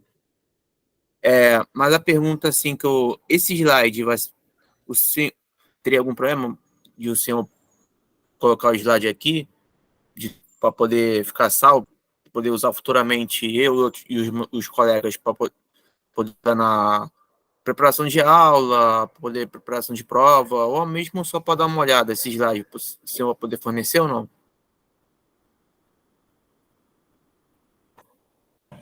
Então, Alexandre, por enquanto não, mas depois eu vou disponibilizar no blog Café com Sociologia, tá bom? Que ele vai ficar disponibilizado lá, que é uma forma também de fazer com que as pessoas conheçam também o blog e outros materiais, entende? Então, já aproveito o ensejo, né, do Alexandre e convido aqueles que ainda não conhecem, eu tenho um blog chamado Blog Café com Sociologia, o endereço é cafécomsociologia.com, onde vocês vão encontrar muita coisa próxima a isso que eu apresentei agora, materiais sobre o uso de canções, né, que é derivado desse livro aqui que eu lancei ano passado, uso de canções, enfim, então, assim, brevemente vai estar disponibilizado lá no Café com Sociologia. Eu até coloquei aqui o link do blog Café com Sociologia. É porque esses slides ainda estão sendo usados nessa rodada de aulas, palestras que o Cristiano tem feito em várias universidades do país, né? Então, até mesmo, Cristiano, se quiser, a gente espera um pouco para colocar no LEPEX essa apresentação. Pode ser quando você autorizar, ok? Certo. Eu vou aproveitar também, para quem talvez não chegou um pouquinho atrasado, né? O livro, aliás, também não, né, eu não falei isso, né? Quem desejar adquirir o livro, é possível encontrar o livro na Amazon ou no site da editora, que é editora Café com Sociologia, tudo junto.com. Tá? Tá lá para quem desejar aí se aprofundar, pegar dezenas de outras propostas que eu não consigo trazer aqui numa exposição de quase 2 horas. Embora eu estou falando há quase 2 horas, a gente não chegou, acho que nem 15% do que está no livro. Então, fica aí o convite para quem tiver interesse. São livros bem bacanas mesmo, os dois. Mais alguém? Tanto que já fica até o convite para no dia 30/5, aí às 4h30, não às 5. A gente começa mais cedo para terminar mais cedo também a atividade com o Cristiano sobre o livro Uso de Canções em Sociologia. E é muito interessante, né, Cristiano? Porque eu acho que nós, como professores de educação básica, estamos mais acostumados a usar a música do que a fotografia. E é muito curioso isso, porque a gente vive uma sociedade cada vez mais da imagem. Então, quer dizer, você traz uma coisa que é muito fundamental, muito atual, para a gente efetivamente pensar. Não só em termos de... E outra coisa, não é só o uso na sala de aula, mas como nesse campo do ensino de sociologia há um espaço enorme de pesquisas sobre esse tipo de recurso. Ou seja, a possibilidade de uma série de pesquisas. A gente tem vários licenciandos aqui que podem pensar em, de repente, como monografia, fazer um estudo, como é que a fotografia é utilizada, como é que a imagem é usada, e aí essa relação com a indústria cultural que o Alexandre falou, não só para fazer a aula, mas como objeto de pesquisa. Uma coisa que a gente estava falando ontem na abertura da segunda etapa da residência pedagógica. Inclusive no livro eu tive cuidado de fazer um levantamento das pesquisas que são um quadro que eu apresento o que tem sido publicado sobre isso, né? Está lá na página na página 95, nós temos pouquíssimas pesquisas sobre uso de fotografia. Para ser mais exato, nós temos 1, 2, 3, 4, 5, 6, 7, 8, 9. Sendo um relato de experiência, um verbete, 2 artigos de eventos, ou seja, uns artigos não bem acabados, assim, não finalizados como um artigo publicável numa revista, e 1, 2, 3, 4, 5 artigos publicados em revista científica.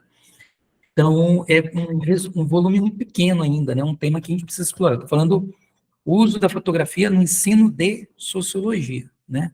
É um tema que a gente precisa ainda explorar bastante aí. Talvez justamente por conta, Wallace, do pouco uso, né? De conhecer pouco essa possibilidade. Espero aí, com esse livro, estimular outros professores a fazerem isso. Eu, particularmente, sou apaixonado pela fotografia, né? Eu quase fiz um curso de graduação em fotografia. Cheguei a fazer um punhado de disciplina, né? Só não terminei porque eu vim para Maceió e tive que largar o curso. Mas fiz algumas produções acadêmicas de fotoetnografia e usei durante muito tempo nas minhas aulas a fotografia, né? Então, acho que eu sou um entusiasta.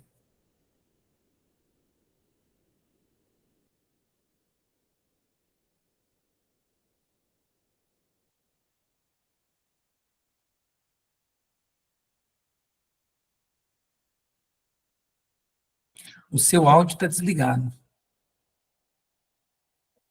Alexandre, levantou a mão?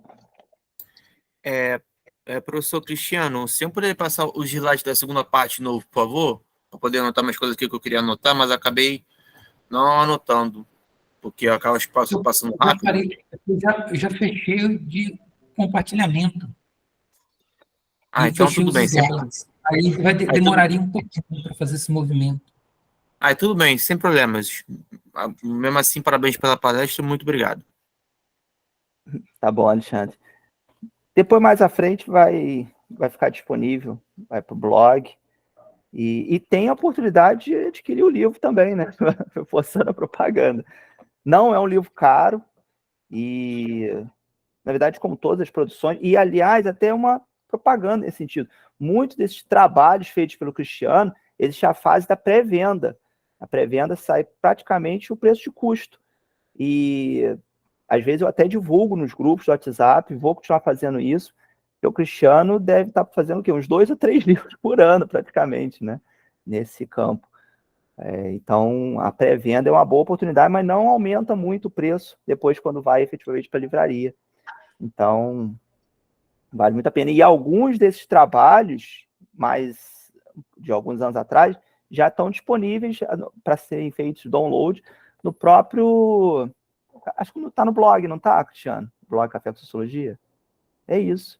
E tem o papel muito importante desses trabalhos. O objetivo do Cristiano não é um objetivo comercial puramente, de vender, ganhar dinheiro com isso, até porque praticamente não ganha, né, Cristiano? É mais de expandir a nossa área. A gente fala muito que depois de 2008, com a obrigatoriedade da sociologia nos 3 anos de ensino médio, a gente passou a ter uma porção de trabalhos na área de ensino de sociologia, mas uma porção de possibilidades que se abriram. E o Cristiano, com o trabalho da ABEX, esse trabalho do Café com Sociologia, tem atuado muito nesse sentido. Até publicamente, acho que eu te falei isso, Cristiano, um obrigado, porque você tem sido um potencializador dessa área, trazendo pessoas do Brasil inteiro, como nós da UERJ, para podermos realmente construir uma área, né, de pesquisa, de ensino, de atuação. Então, é um trabalho maravilhoso, todas as contribuições que você tem dado, não só do ponto de vista político, mas desse ponto de vista pedagógico também, a parte dessas produções.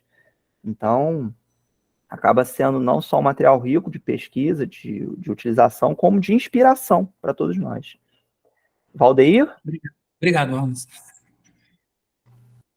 Gostaria primeiro de agradecer a presença dos professores, muito legal estar nessa palestra. Acho que para a gente que está preparando para entrar de vez na sala de aula, é uma temática assim, que fascina os olhos, né? E minha pergunta vai nesse sentido, professor Cristiano. Como é que o senhor viu, como o senhor aplicou essas dinâmicas, enfim, a questão do engajamento dos alunos? Porque eu fico pensando assim, às vezes esbarra numa questão técnica, mas aí, ao longo da palestra, o senhor elucidou muito bem, né? Às vezes você pode usar o mundo fotográfico, não precisa ser a fotografia, aquela pesquisa no Google sobre mulheres, enfim, isso também é fazer parte, também é fazer uso de uma tecnologia que está disseminada e que pode ser um ponto importante para a gente. Por exemplo, eu fico pensando naquelas imagens do século XX, né? A famosa imagem do Che Guevara olhando para o nada, como é que essa imagem, por tanto tempo, foi estampada em vários lugares, até mesmo em biquíni, né? Eu li em um lugar um texto que é a segunda imagem mais reproduzida. Como é que os alunos têm reagido ao uso dessa ferramenta?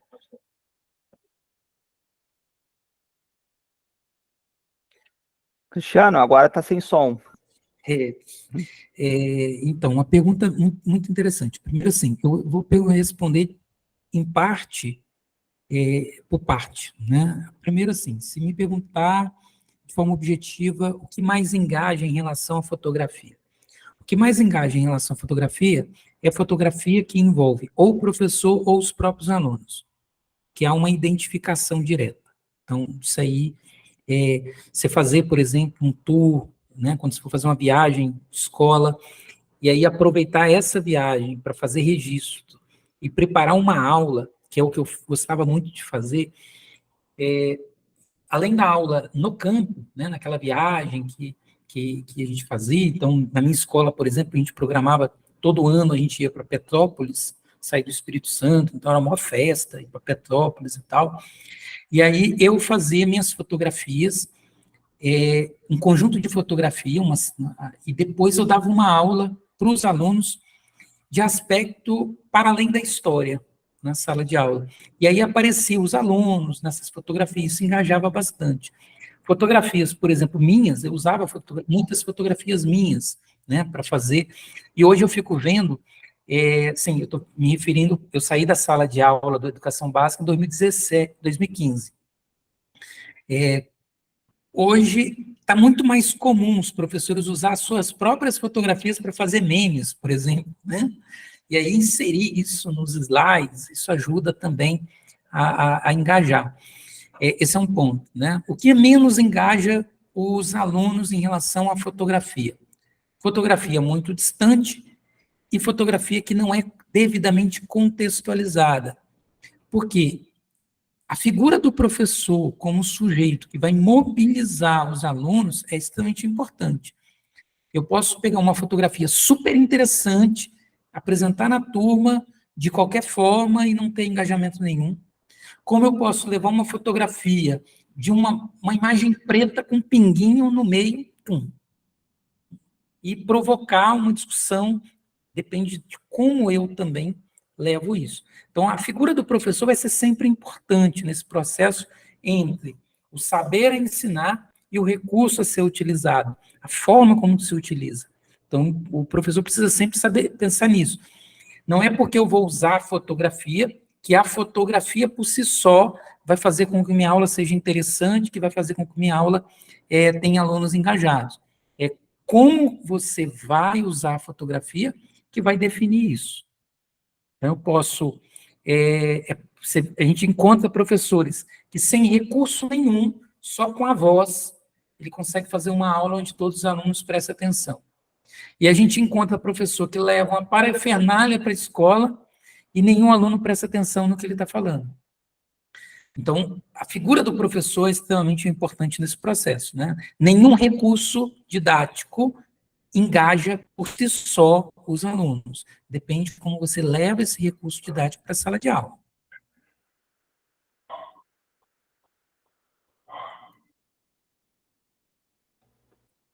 A importância do capital humano, né?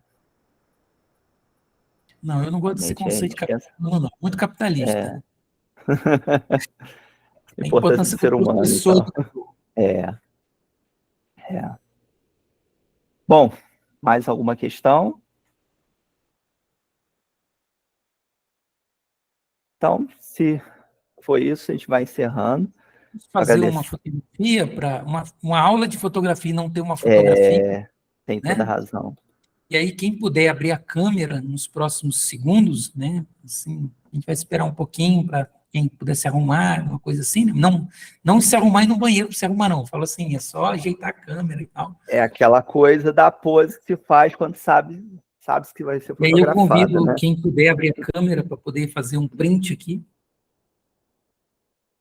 Para Milena, Nicolas, Marcelo, mais quem? A Daniele, Alexandre, mais quem vai abrir a câmera aí para a gente fazer o registro?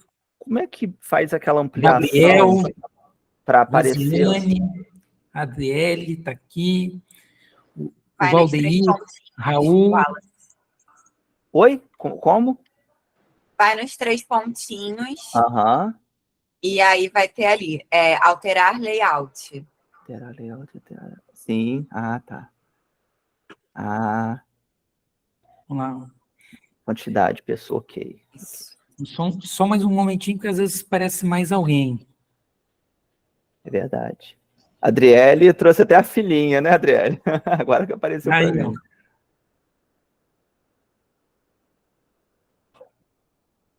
Que bom. Meu cachorro estava aqui agora, o meu filho. Minha gatinha fica aqui também, inspecionando o trabalho. De vez em quando manda mensagem no WhatsApp para as pessoas, onde kkkk, JJJ. Faz Então, vou lá, parte. vou contar até 3 para não pegar ninguém de surpresa, né? Que é ruim pegar de surpresa. Então, 1, 2, 3. Pronto. Foto registrada. Ah, a Bruna apareceu agora. Peraí, deixa eu fazer outra, então. Que a Bruna acabou não saindo. Vamos lá. 1, 2, 3. Tá certo. Obrigado pela atenção. Um prazer compartilhar com vocês um pouco das minhas reflexões sobre os recursos didáticos. Espero que eu tenha contribuído aí para que vocês possam pensar para além do que eu disse, não é? É muito mais no sentido de provocar possibilidades do que pegar sugestões prontas e replicar. Então, agradeço muito, obrigado, Wallace, pelo convite, e me coloco sempre à disposição aí naquilo que eu puder estar contribuindo.